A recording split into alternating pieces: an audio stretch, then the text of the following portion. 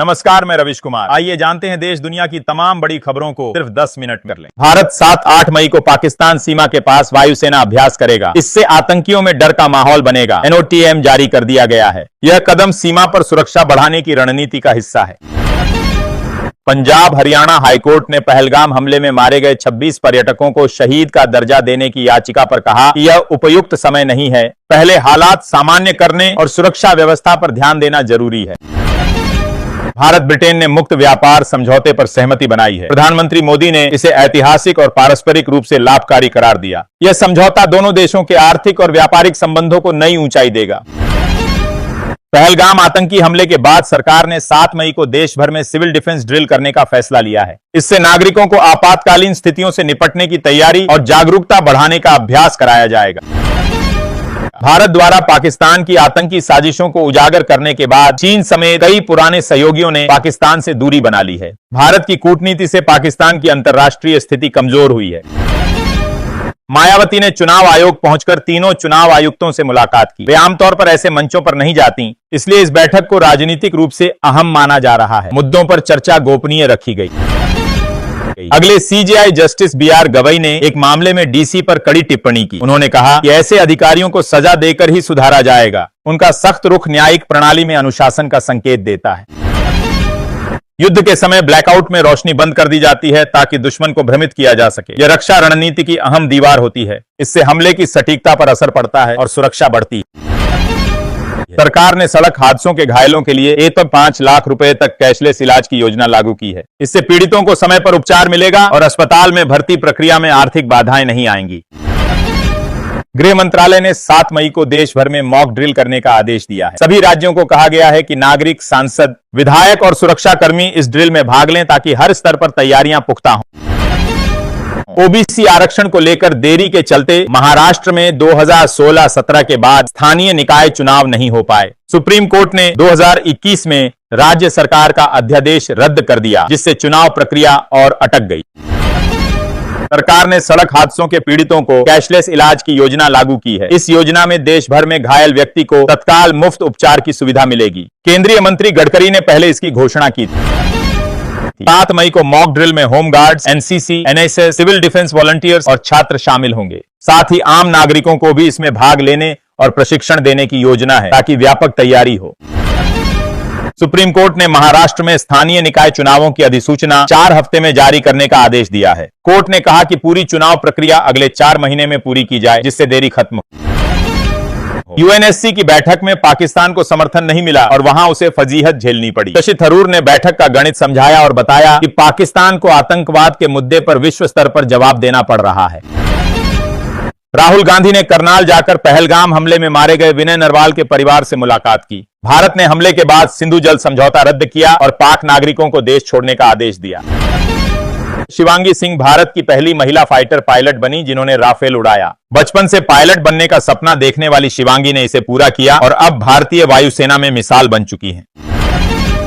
किसानों ने Shambhu police station का घेराव किया। किसान नेता डल्लेवाल ने आरोप लगाया कि दोषियों के बजाय उन पर कार्रवाई की जा रही है जो लापता सामान का पता लगाने में मदद कर रहे थे। पुलिस बल तैनात है। अजित डोभाल ने 48 घंटे में 2 बार PM मोदी से मुलाकात की। मौजूदा हालात और पाकिस्तान के साथ बढ़ते तनाव को देखते हुए यह मुलाकात अहम मानी जा रही है। सरकार ने देश भर में मॉक ड्रिल के निर्देश दिए हैं। सुप्रीम कोर्ट ने गोधरा ट्रेन अग्निकांड के दोषियों की याचिका खारिज कर दी। कोर्ट ने कहा कि 2 जजों की बेंच इस मामले की सुनवाई कर सकती है। 2002 में इस घटना में 11 लोगों को मौत की सजा दी गई थी।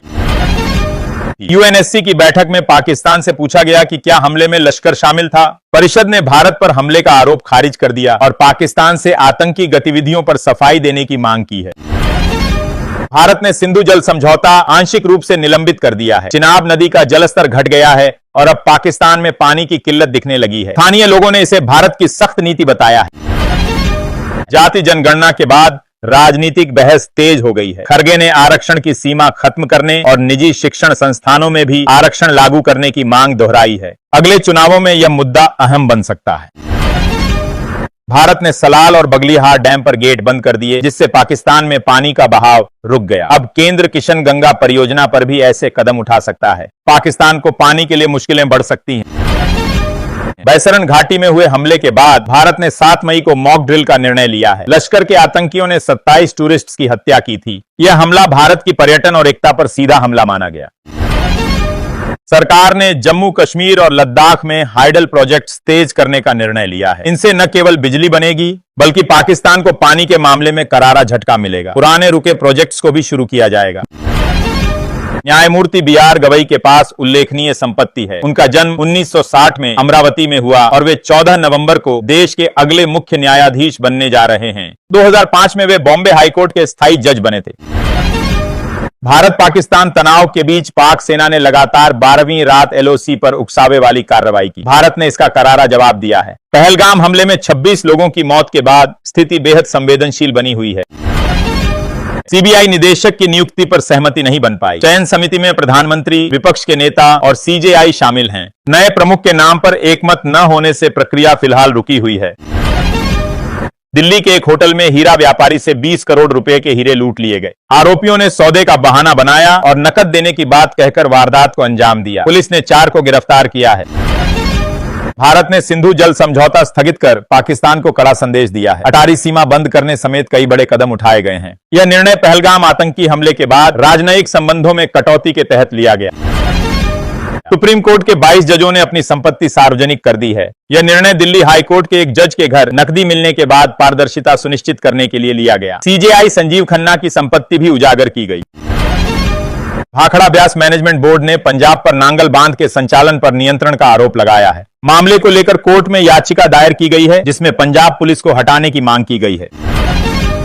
बलूचिस्तान में बम धमाके में 5 पाकिस्तानी सैनिक मारे गए। यह क्षेत्र पहले से ही अशांत है और हालिया घटनाओं के चलते वहां सुरक्षा हालात और बिगड़ते जा रहे हैं। जांच और सुरक्षा अभियान शुरू हो चुका है। भारत के संभावित हमले के डर से पाक सेना और ISI ने मोर्चा संभाल लिया है। शहबाज शरीफ को पूछताछ के लिए बुलाया गया और तैयारियों की समीक्षा की गई, जिससे पाकिस्तान में दहशत का माहौल बन गया। पहलगाम हमले के बाद बिलावल भुट्टो ने भारत को धमकियां दी थीं, लेकिन भारत की सख्त नीति के बाद अब वे शांति की बात कर रहे हैं। पाकिस्तान की सरकार और नेता रक्षात्मक रुख में आ चुके हैं। नवाज शरीफ, इमरान खान और शहबाज शरीफ की सरकारों ने भारी विदेशी कर्ज लिया। पाकिस्तान पर मौजूदा समय में आर्थिक संकट गहरा गया है और देश की वित्तीय हालत बदतर होती जा रही है। भारत से टकराव के डर से पाकिस्तान रक्षा बजट बढ़ाने की तैयारी में है। पहलगाम हमले के बाद मोदी, शाह और राजनाथ सिंह के बयानों ने पाकिस्तान को संभावित हमले की चिंता में डाल दिया है। पहले सेना पर अत्याचार के आरोप लगाने वाले इमरान खान अब भारत के खिलाफ उसी सेना की शरण में चले गए हैं। पाकिस्तान की राजनीति में सेना का वर्चस्व फिर से मजबूत होता दिख रहा है। इजरायल द्वारा गाजा में आपूर्ति रोकने से वहां स्थिति भयावह हो गई है। खाने पीने का सामान न मिलने से अकाल जैसे हालात हैं। हमास ने सीजफायर प्रस्ताव ठुकरा दिया और इजरायल की नीति की कड़ी निंदा की। पहलगाम हमले के बाद पाकिस्तान की आतंकवाद से जुड़ी सच्चाई दुनिया के सामने आई। चीन और सऊदी अरब जैसे पुराने साथी भी उससे दूरी बना रहे हैं। पाकिस्तान की साख और सहयोग दोनों गिरते जा रहे हैं। पाकिस्तानी सेना देश की अर्थव्यवस्था पर पूरी तरह कब्जा कर चुकी है। वह साबुन से लेकर मकान तक बेचती है और राजनीतिक निर्णयों में भी दखल देती है। यह भारत की सेना के अनुशासन से विपरीत है।